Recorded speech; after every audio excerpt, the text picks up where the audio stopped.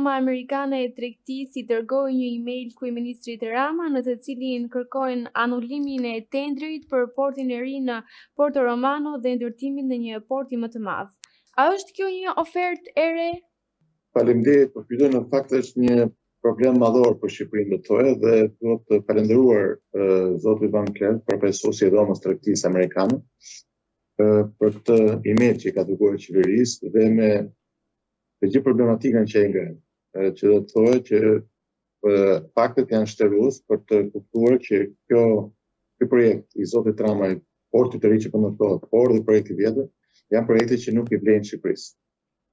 Thënë ndryshe, kur merret vendimi për të bërë një port të ri, pikë së pari duhen parë dhe ato çfarë themi projektet geostrategjike që ka Shqipëria. Dhe Van Cleef në fakt thotë shumë mirë në emailin e tij që kjo rruga deri tani e qeverisë Rama nuk është e duhur. Pse thotë ai nuk është e duhur? Para dhe teknikisht, por edhe politikisht.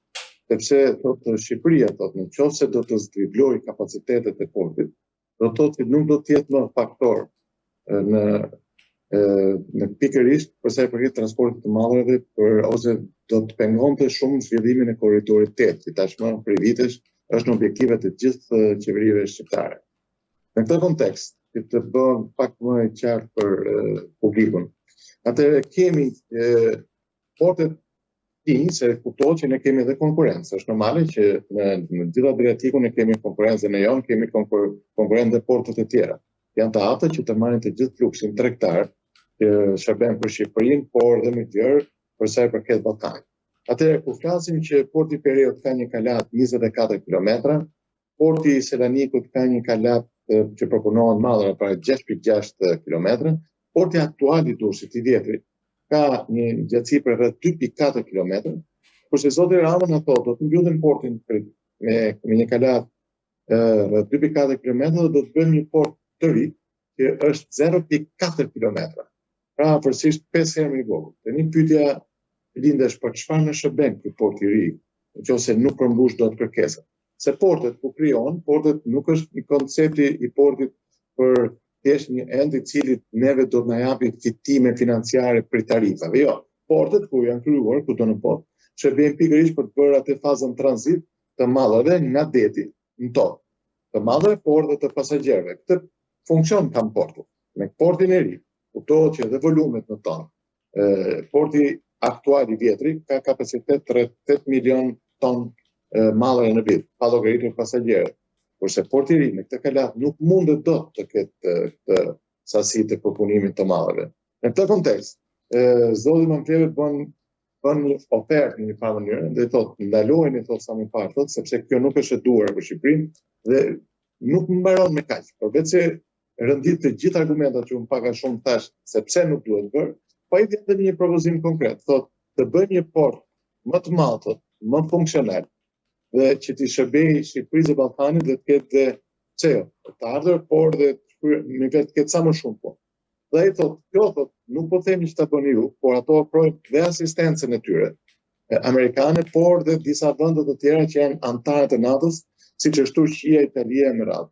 Pra çfarë lënë të kuptoj? Lënë të kuptoj që ky port nuk duhet të jetë thjesht një port kombëtar, por në gjitha bëhet një port ndërkombëtar ku korridori 8 të marrë vlerë reale. Se kjo është mbi të gjitha ajo çfarë presin shqiptarët, por dhe aleatët tonë. Që porti i Durrësit të marrë pikërisht rëndësinë që i takon. Sepse në rast të kundërt, atëherë flukset tregtare ku do të shkojnë? Do shkojnë pikërisht tek vendet fqinj. Pa llogaritur këtu.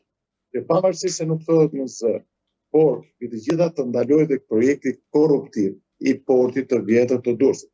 Ne prej kohësh e kemi denoncuar këtë projekt si një projekt i cili nuk është për shqiptarët dhe është antikombëtar. Se çfarë ka ndodhur? Po merret një aset kombëtar dhe po i jepet një privati që është mik i Ramës, siç është Alabari.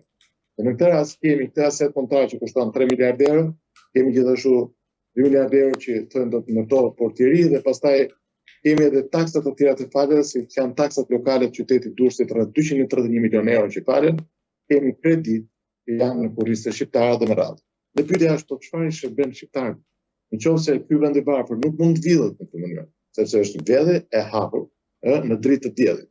Prandaj edhe Van Cleef është duhet falenderuar sepse atë që opozita dhe specialistët prej vitesh që në vitin 2020 që është miratuar në parlament pikërisht ligji për zhvillimin e portit Durrësit në datën 3 dhjetor dhe mbrapa, kanë debatuar për këtë projekt. Do të thotë që është projekti më i debatuar në Ballkan dhe në Europë, sepse bëhet fjalë për një aset kombëtar i cili i falet privat. Dhe pa llogaritur pastaj kushtet termat financiare në të cilat është dhënë, është për të uluritur, sepse kur mendon që ne japim tek ky projekt i Ramës asetet shqiptare shkojnë rreth 97%, kurse Alabar është vetëm 3%. Dhe fitimi merret 67% Alabari dhe 33% pala shqiptare, por jo tani, pas 20 ditësh nëse do dalim me fitim pikërisht ky projekt, se mund të dalë edhe me humbje, siç kemi parë shpesh, apo. Dhe pyetja tjetër është, po mirë, si ka mundësi që se edhe kushtetuta thotë qartë që nuk mundesh dot që të gjithë bregun, të gjirin e Durrësit, të gjithë paguajnë taksa dhe vetëm miku i Ramës nuk paguajnë taksa. Ka dhe se të gjithë janë të barabartë para ligjit, se nuk plotson as kushtet për investitor strategjik, se nuk është në një firmë, sepse dikur përdorni me e marrin, po e marri nuk është më, tani është vetëm emri i Alabarit. Pra, do të thoja që është një moment kyç për Shqipërinë. Dhe unë mendoj që ky nuk është thjesht një problem për Shqipërinë, por është problem për të gjithë ne. Por do ta bëjmë të vend, do të kemi një port tonë, një port kombëtar, sepse në asnjë vend të botës nuk do të asete kaq të rëndësishëm t'i lënë në dorë private. Aq më tepër kemi edhe një akt korruptiv, tani më ne dimë që Spaku ka marrë dokumentacionin për tendrin e ririt që po bëhet portin në Porto Romano. Dhe të gjithë e dimë që aty ka dyshime për abuzime të forta, se në fillim kanë qenë 3 kandidatë, tani më ka shkuar në 1 dhe është një firmë çipriote e cila për të vërtetës është offshore. Do të jepsha edhe një shembull në fakt që ka ndodhur në Europë për të kuptuar që pse është e rëndësishme që asetet kombëtare të jenë pronë në Shqipërisë edhe BE, por gjithmonë të jetë shumicë shteti. Në portin Trieste para disa vitesh nxorri reaksionet në Shqipëri dhe u afrua një firmë kineze. Me njëherë ndërhyri BE dhe sot në portin e Triestës operator me 50.1% është, siç di tani më, është porti i Hamburgut. Pra pse e them këtë fakt? E them për të kuptuar rëndësinë që kanë portet për një vend. Pra, geopolitikisht na intereson shumë që të jemi pranë aleatëve tonë. Dhe përderisa kemi një ofertë kaq konkrete nga një dhomë tregtie amerikane dhe duhet të theksuar këtu që nuk besoj që është e pa konsultuar, por kemi edhe aleatë të tjerë, siç është Turqia dhe Italia, që janë të gatshëm që të investojnë pikërisht në këtë zhvillim të portit për të janë në ndihmë Shqipërisë por të gjithë zonës. Pra, dhe për të ndalur pikërisht edhe flukset, sepse nëse deri tani Shqipëria realizon 4 deri në 5 milion tonë në vit, bëhet fjalë që ky port nuk i porti i ri projektuar nuk i përballon dot, dhe prandaj ato ndërhyjnë që këto flukse të rritën dhe të kemi flukse të cilat kanë një port të cilën atëherë tregtia të çdo gjë lëviz më së miri. Mos harrojmë që kemi edhe atë që quhet terminali pasagjerëve. Imagjinoni pak një qytet si Durrësi, të terminali pasagjerëve që për shumë vitesh është pikërisht në Durrës, dhe tani më zhvendoset. Dhe aq më tepër që aty ka dhe probleme teknike, por që mos futem në probleme teknike. Pra, i gjithë kjo duhet të thënë që duhet parë nga qeveria, dhe tash nuk është vetëm problemi i qeverisë. Rama u nisën nga ky email shkëllimi, pavarësisht se është shkëllimi, unë mendoja që është një përgjegjësi e madhe. Duhet ndaloj menjëherë dhe duhet ta shohë më gjatë dhe më larg këtë projekt për të shërbyer pikërisht shqiptarët. Zoti Cara, a duhet konsideruar si investim kolosal porti i Durrësit i cili garanton fitim? Patjetër që porti i Durrësit është një investim kolosal, sepse thotë se aty vetëm faza parë e projektit, bëhet fjalë që është rreth 390 milionë euro. Pa llogaritur sa para janë gjuar deri tani edhe për të bërë projektin. Pa llogaritur dhe se çfarë po humbi, se po humbi një aset që sipas specialistëve është minimumi 3 miliardë euro. Po me gjithë tokën dhe të gjitha. Dhe mos harrojmë që në portin e vjetër të Durrësit tani më edhe sipërfaqet e detit po zaton duke u mbushur me dhera për të shtuar sipërfaqet. Pra, pa diskutim, por porti i Durrësit nuk duhet konceptuar për fitime, edhe thjesht për fitime, por gjithajë për të përballuar pikërisht ato flukset tregtare që janë, por edhe që do të shtohen. Pra, është komplekse. Pra, kemi një aferë korruptive të portit vjetër, kemi aferë përsëri, siç dyshohet për aferën e portit të ri, por megjithëse siç duket është zgjedhur pa punë, por edhe ardhmja nuk është e siguruar. Pra, nuk mjafton vetëm që është vjedhur shumë, është vjedhur pasuria kombëtare. Nuk mjafton që po vjen dhe parat e shqiptarëve që 309 milionë euro vetëm faza parë, dhe siç kanë thënë do të shkojë, mund të shkojë deri 1 apo 2 miliardë euro, pa të komplet investimi, janë shumë para për shqiptarët. Ne jemi një vend i bardhë dhe nuk mundet dot që një investim të tillë të kushtojë shqiptarëve në vite një borxh të madh. Se pyetja është, në qoftë të një port maksimumi, sikur të ishte në kapacitet të plot, të dyja bashkë me portin privat MBM që është në Porto Romano, kanë 5 milion tonë. Dhe që bëjnë, dhe afërsisht edhe fitime llogaritet në këto nivele, ke 5 milionë euro. Pyetja që lind është, nëse do të investojnë 2 miliardë euro. Pyetja është për sa vite do të investimi më hapsh. Sepse të thash, nuk mundet ne të vendosim tarifat, sipas dëshirës, të vendosim tarifet larta për të larë borxhin. Sepse portet që janë rivale me portin e Durrësit, në Shqipëri, kuptohet që kanë tarifa turpe. Dhe kuptohet që si kudo edhe transporti është biznes dhe do të shkojnë aty ku kanë ofertën më të ulët. Prandaj, tash që duhet menduar mirë, pse jo të bëhet pikërisht me aleatët tonë, dhe kjo është një ofertë shumë e mirë, e cila zoti Rama duhet ta mendojë. Nuk mundet dot ky kryeminist duhet ta mendojë, sepse nuk mundet dot për një ofertë të tillë ta refuzosh thjesht se don të vjedhësh pasurinë dhe të abuzosh me këtë vend. Se tash porti vjetër është abuzim total, kanë vite që jetë, por dhe porti i ri siç duket, janë gjithë dyshimet, pa dyshim që është dhe gjithashtu aferë korruptive. Pra, po megjithëse bëhet korrupsion, nuk zgjidhet punë. Është akoma më rënd situata. Pra, për të ardhur, partnerët tanë strategjik na thonë që kjo nuk duhet të ndodhë. Prandaj edhe unë mendoj që do ndalohet, nuk mundet të vazhdojë. Ju keni deklaruar se ky projekt përfaqëson aferën më të madhe korruptive të kësaj qeverie. Mendoni se është më i madh se afera për të cilat akuzohet zonja Balluku? Po, nuk diskutohet fare aferë. Jo. Kjo qeveri kuptohet që ka bërë dëme të mëdha, me tendera, me abuzime të ndryshme që ka bërë. Por abuzimi me portin e Durrësit, pra është shumë i madh.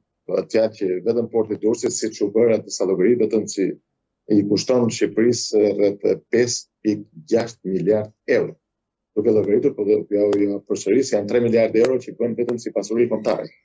Pa llogaritur që është 2 miliardë euro porti i ri, kur të shkojnë në fund pra bën 5. Llogarisim 231 milionë euro taksat të bashkisë së Durrësit, por 5.231. Pa llogaritur që kemi rreth 200 milionë me ca euro të tjera, të cilat janë pikërisht ato kredit që ne kemi marrë për kalatat e portit, por gjithashtu mos harrojmë që edhe investimi që do të bëhet për ujësirësit, kanalizimet, për energjinë elektrike janë të gjitha në kurrizë të qeverisë shqiptare. Kushdo edhe. Pra, ky projekt po e lën në borxh të madh, dhe pyetja është për çfarë shërben. Sepse nëse do të ishte një projekt i cili do të jetë zhvillim, unë jam plotësisht dakord. Por nëse do të thonë që thjesht do të bëhen pallate dhe ku përfituesit do të jenë vetëm ato që investojnë për ato që e kanë gabitur këtë provë. Kjo nuk shkon, sepse po ja u përsëris. Fitimi për 33% që në letra i takon palët shqiptare do të ndahet pas 20 vitesh. Pra, dhe ne nuk e dim se sa do të jetë fitimi. Madje. Në projekt, në buxhetin që ato kanë bërë në projekt ide, kanë thënë që porti në fund do të fitohet nga porti i Durrësit rreth 250 deri në 300 milionë euro. Po tjetër edhe sikur të ndodhi kjo, po është të mëshme, të menosh që po jep to asete me vlerë kaq të madhe për të marrë pas 20 vitesh të shumë. Është pa logjikshme. Dhe është më tepër thash që është një zonë e cila çërben do jetë privat. Mos harrojmë që ne nuk kemi pse të presim që të na ndodhë fatkeqësia. Sepse duhet të shohim çfarë ndodhi me një projekt të tillë, që është copy paste, është kopjuar projekti i lumit Sava në Beograd. Çfarë ndodhi në lumin Beograd? u pretendua atëherë dhe u bë një propagandë e madhe pikërisht po nga një person, nga Labari, me Vučićin, me vllajën e Ramës. Dhe çfarë thanë, do bëjmë një projekt i cili kushton 3 miliardë euro. Dhe ai ka nisur disa vite përpara projektit të portit të Durrësit. Pra është disa vite më parë. Dhe po të shkosh sot, pas 5 viteve, do shohë që ai projekt është dështuar. Dhe kjo nga Forbes dhe nga shumë media prestigjioze është vënë në duke që ky projekt ka frymëzuar. Dhe jam i sigurt që nuk do të ketë benefit për Shqipërinë. Këto prallat që pas kaq masit marroj pas 20 vitesh, aty do punëton kaq njerëz, do të ketë ardhur, mund të ndodhin, por sa do të jetë fitimi, nuk e përligj dot që në këtë moment të vështirë që është Shqipëria, të falesh asetet të tilla kombëtare. Në gjitha rastet. Besoj e prisit reagimin e grupit të Partisë Socialiste për Belinda Ballukun. Nuk pati surpriza apo jo? Nuk pati surpriza, në fakt ndodhi ajo që në fakt të gjithë në periudhën Rama nuk do ta lëshonte zonën Ballukut. Prandaj edhe po kërkon që të ndërhyjë në ligj, se kupton që pas zonës Balluku do të vijë rradha e Ramës. Të gjithë nuk kemi pasur dyshime, madje edhe vetë socialistët, po të gjithë e dinë që Balluku nuk është e vetme, nuk ka vepruar vetë, nuk ka abuzuar vetë, nuk ka vjedhur vetë. Kuptohet që dyshimet janë të forta, të që faktet janë konkrete, dhe fakti që po mbrohet kaq shumë nga zoti Rama tregon që ato janë të zhytur në korrupsion. Sepse ajo narrativ që ka përdorur deri tani Rama, që thonte që sa herë që të ketë kërkesë nga staku, nga prokuroria speciale për heqje imuniteti, ne do të votojmë gjithmonë pro. Çuditërisht këtë radhë nuk ndodh. Dhe kushdo mund të pyesë pse nuk ndodh, të radhë, se Rama këtë radhë po vepron ndryshe. Kuptohet, fakti është i qartë. Tani më qytetarët janë të ndryquar e kuptojnë arsyeën, është vetëm arsye se pas dhënies Ballukut pa dyshim është zoti Rama. Dhe ai do të shpotoj vetëm, jo vetëm zonë Ballukut. Zoti Cara, një ditë me zhvillime politike nga mazhoranca, sikurse dhe gjyqi i kryebashkiakut Erion Veliaj. Keni ju një koment mbi këtë situatë? Atëherë, së pari, në këtë situatë, në gjithë ngjarje, një përshëndetje duhet të themi në fakt dhe për prokurorinë speciale, për stakun, se në finale, në disa veprime po bëhen. Kuptohet që gjithë ne do presim më shumë. Dhe unë personalisht më presim më shumë, por diçka duhet të them. Fakti që tani më të gjithë ato që kanë punuar me Ramën janë para drejtësisë dhe me fakte konkrete, tregon shumë për këtë qeverisë, si qendrore, por dhe atë lokale. Dhe në momentin që të merret vendimi, unë kuptohet që nuk mund të marrë rolin e gjyqtarit, nuk kam koment për të thënë më shumë, por më mjafton fakti që tani me të paktën, unë nuk e di se do të veprojnë gjykatët, nuk di, nuk mund të hyjnë themel, edhe nuk mund të marrë të përsëris rolin e gjyqtarit, por rëndësishme është që ka një proces gjyqësor. Dhe uroj që të gjithë të shkojnë para ligjit dhe të përgjigjen për veprat penale që kanë bërë. Por, në fakt, mirë do të ishte që ishte bërë dhe një ndryshim i madh në ligj. Nuk mjafton vetëm penaliteti me 6 muaj, 1 vit apo 2 vjet, se kjo në fakt po bëhet rutinë kohë të fundit. Kupton, vjedhen miliarda dhe çuditërisht dënohen njerëz dhe pastaj paratë shqiptare nuk gjenden kurrë. Një ndryshim duhet bërë. Nuk mundet që të mjaftohet vetëm me burg. Pyetja është ku iku pasuria shqiptare? Ku ikën paratë tona, sepse gjithë ne paguajmë taksa. Dhe ato para janë të buxhetit. Pikërisht ato që dalin nga xhepat e shqiptarëve, nga puna jonë. Dhe ku shkon?